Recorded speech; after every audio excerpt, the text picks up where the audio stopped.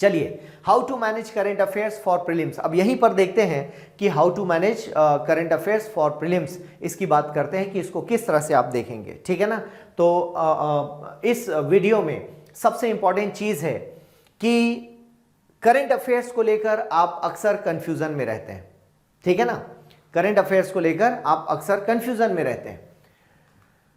तो अब मैंने फाइनेंस कमीशन का ही एक टॉपिक उठाया क्योंकि ये न्यूज में है। तो देखिए, मैंने काफी बड़ा कट किया है न्यूज़पेपर से कि फाइनेंस कमीशन या वित्त आयोग न्यूज में रहता है, तो किस तरह से इसको हमको पिकअप करना है। अब फाइनेंस कमीशन या वित्त आयोग हर 5 साल में गठित किया जाता है आर्टिकल 280 के अधीन। इट्स कोर रिस्पॉन्सिबिलिटी, आपको न्यूज पढ़ते वक्त कैसे ध्यान रखना है, core responsibility is to evaluate the state of finance of the union and state, राज्य और केंद्र के जो वित्त की स्थिति है उसका आकलन करना, ओके, रिकमेंड करना, sharing of taxes between them, I mean state और सेंटर के बीच में। अभी हमने देखा था ना राज्य वित्त आयोग, तो राज्य और पंचायतों के बीच में, क्लियर है, यहां पर राज्य और केंद्र के बीच में। So lay down the principles determining the distribution of these taxes among the states.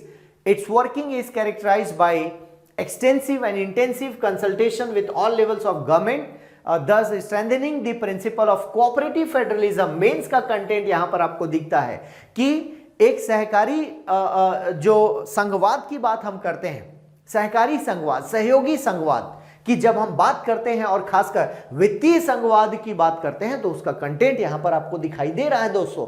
वित्त आयोग किसके लिए जिम्मेदार है? वित्तीय संघवाद के लिए। शब्द नहीं लिखा, ये मैं बता रहा हूं, क्लियर है, उसके लिए जिम्मेदार है। तो ये मेंस का कंटेंट आपको दिख रहा है कि कोऑपरेटिव फेडरलिज्म, तो स्ट्रेंथनिंग द प्रिंसिपल ऑफ, जहां पर कोऑपरेट करना है राज्य को केंद्र के साथ, केंद्र को राज्य के साथ। अभी आप कोरोना दौर में देख रहे हैं, कंप्लेन के ऊपर कंप्लेन, हमको ये नहीं मिला, हमको वो नहीं मिला, क्लियर। उधर सीएम साहब डिमांड कर रहे हैं कि भैया कोविड के जो वैक्सीन है वो फ्री में दिलवा दो, हमारा जीएसटी का पैसा दे दो, हमारा धान खरीदी कर लो। ये सब क्या है? फाइनेंशियल एस्पेक्ट्स में इनकी बहस चलते रहती। Its recommendations are also geared towards improving the quality of public spending, okay, and promoting fiscal stability. The first finance commission was set up in 1951। 1951 में सबसे पहली बार इसका गठन किया गया था और अब तक 15 फाइनेंस कमीशन आ चुके हैं। Each of them has faced its own unique set of challenges।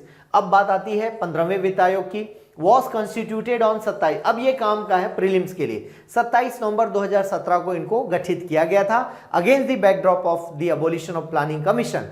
तो योजना आयोग का भी संबंध है यहां पर, as also the distinction between the plan and non plan expenditure. अब यहां पर थोड़ा सा जोर दिया गया योजना और गैर योजनागत व्यय के बारे में।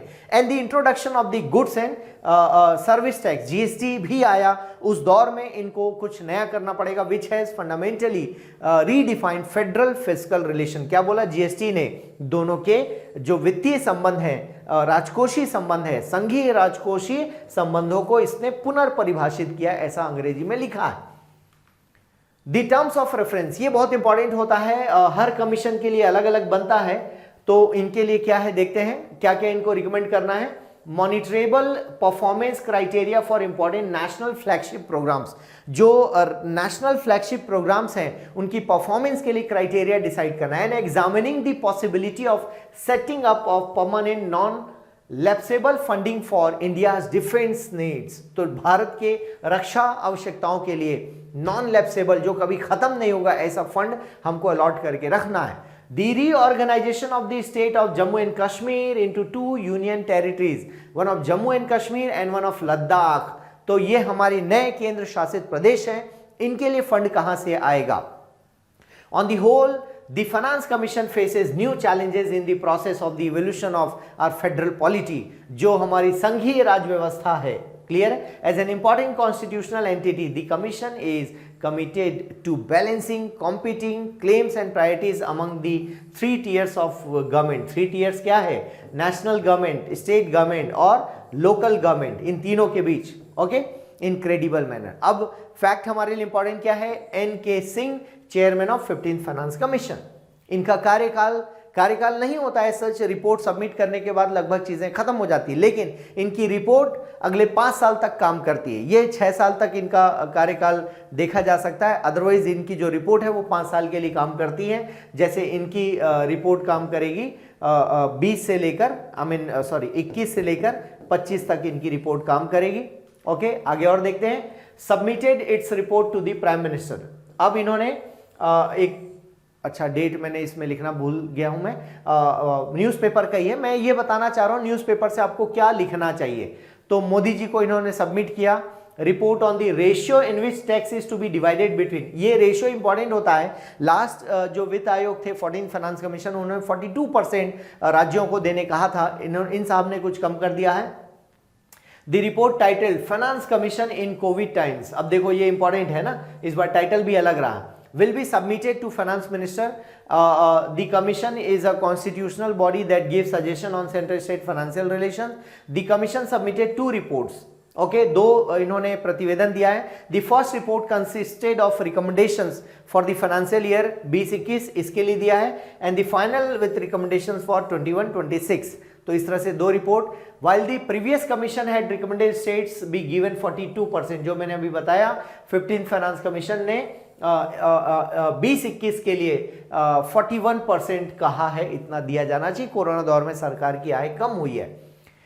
Recommendations of the 15th Finance Commission for 21-22 to 25-26 have not been disclosed as it has not been tabled in Parliament. तो संसद में रखा जाता है रिपोर्ट को, वैसे वित्त आयोग की रिपोर्ट को किनके पास भेजा जाता है, राष्ट्रपति के पास भेजा जाता है। The 14th Finance Commission had increased the state share by 10 percentage points to 42%, and it remains to be seen what its successor would do, considering the center is hard pressed for funds at a time when it's looking to boost the economy through expenditure. इसीलिए कम किया गया है ताकि केंद्र ज्यादा से ज्यादा fund देश में खर्च कर सके। ठीक है, तो डिफरेंट इश्यूज पर इनको बात करना है।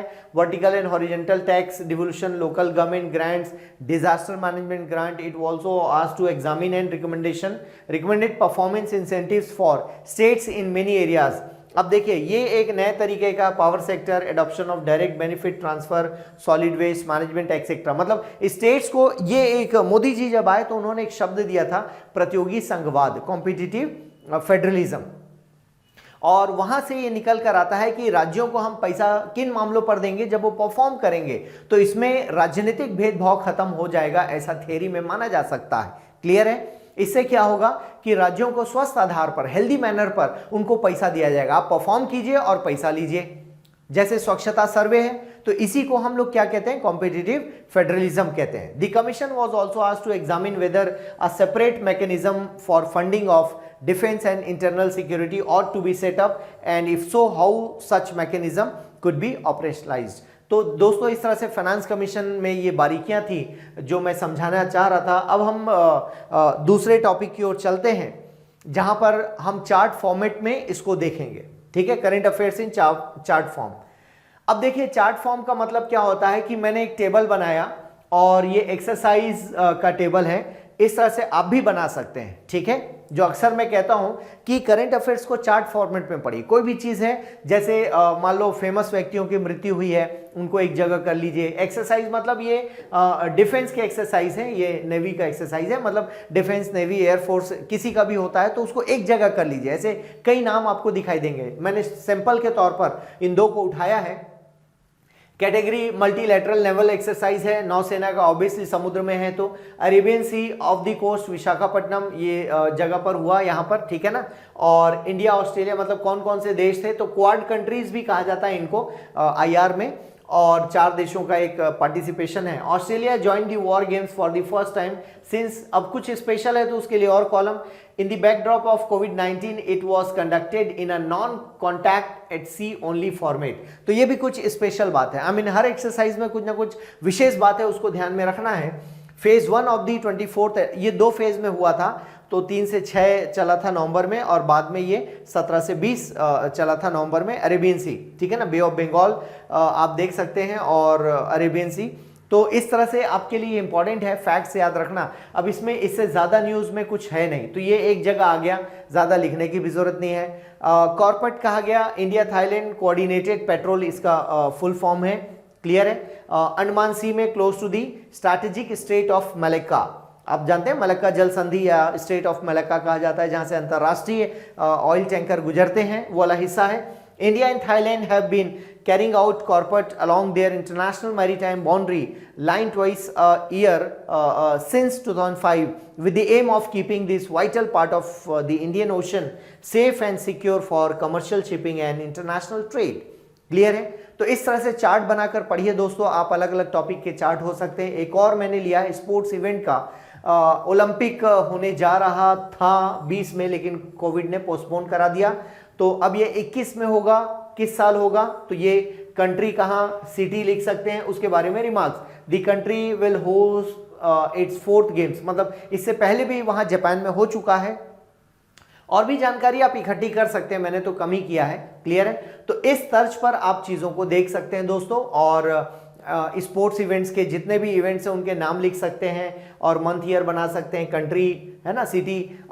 इसी तरह से स्पोर्ट्स प्लेयर का हो सकता है, अवार्ड्स का हो सकता है, देन जितने भी भौगोलिक घटनाएं हैं, जैसे डिजास्टर्स हैं, कहीं पर भूस्खलन हो रहा है, कहीं पर भूकंप है, कहीं पर पानी बारिश, राइट, एक्सेट्रा, इन सभी चीज़ों का चार्ट बनाया जा सकता है। इसरो के मिशन का चार्ट बनाया जा सकता है, नासा के इंपॉर्टेंट मिशन का चार्ट बनाया जा सकता है, अवार्ड का चार्ट बनाया जा सकता है। आप चार्ट फॉर्मेट में पढ़िए, आप देखिएगा शानदार पढ़ाई होगी, जल्दी याद भी होगा। चाहे इस साल एग्जाम दे रहे हो या फिर आप 2021 का एग्जाम 22 में दे रहे हो, तो भी इस तरह से आप मेहनत कर सकते हैं। तो मैं आपके साथ कोशिश कर रहा हूं कि आपको मैं सही जगह पहुंचा सकूं और आप सही तरीके से तैयारी कर सकें। ठीक है दोस्तों, तो आप इन वीडियोस को देखिए, इन पर जो आपको कमेंट लगता है वो कमेंट कीजिए और मुस्कुराते रहिए, ठीक है ना। तो आप सभी का धन्यवाद मुस्कुराने के लिए, और जुड़े रहिए इसी तरह से हमारे साथ। पाथाइस एकेडमी अब पूरी तरह से ऑनलाइन आ चुका है दोस्तों, और कंप्लीट सपोर्ट सिस्टम डेवलप करने की कोशिश की है, और इस तरह के वीडियोस से कोशिश हो रही है कि आप तक पहुंचा जाए और आपको सही जानकारी दी जाए। आप सेल्फ स्टडी भी कर सकते हैं, किसी कोचिंग से, अपनी पसंद की कोचिंग से कोचिंग ले सकते हैं, जो ठीक लगे आपको वो कर सकते हैं। हाँ देखिए, पूरी तरह से तो आप सोशल मीडिया के माध्यम से पढ़ाई नहीं कर पाते हैं, कुछ लोग कर भी लेते होंगे। इसमें हम सपोर्ट सिस्टम डेवलप कर सकते हैं। पूरी पढ़ाई तो आपको खुद को करनी होगी, बढ़िया से पढ़िए। और बाकी ऑनलाइन में किसी भी तरह के सिस्टम की ज़रूरत हो, क्लासेस हैं, नोट्स हैं, टेस्ट सीरीज, वो कंप्लीट पाथाइस एकेडमी प्रोवाइड कर रहा है। तो दोस्तों मुस्कुराते रहिए, नकारात्मक दौर में भी कुछ बेहतर करना चाहिए हमें, राइट। बी पॉजिटिव, एग्ज़ाम निकलेगा ज़रूर, ट्राई कीजिए, ईमानदारी से कोशिश कीजिए, और ईमानदारी से की गई मेहनत कभी बेकार नहीं जाती दोस्तों, कुछ ना कुछ उसका फल ज़रूर मिलता है। धैर्य हमें रखना चाहिए, पेशेंस हमें रखना चाहिए, और इस प्रकृति का सिस्टम ऐसा है कि पॉजिटिव कार्यों का फल पॉजिटिव मिलता है, देर से ही सही, लेकिन पेशेंस रखिएगा। पेशेंस लूज करेंगे तो अच्छी चीज़ नहीं मिलेगी। हड़बड़ी में कुछ बढ़िया चीज़ मिल जाती है ऐसा हमें लगता है, लेकिन वो टेम्परेरी नेचर होता है। इसलिए दोस्तों कड़ी मेहनत पर विश्वास कीजिए, शॉर्टकट मत ढूंढिए, आगे बढ़िए, पाथ सदैव आपके साथ। ठीक है, धन्यवाद, थैंक यू।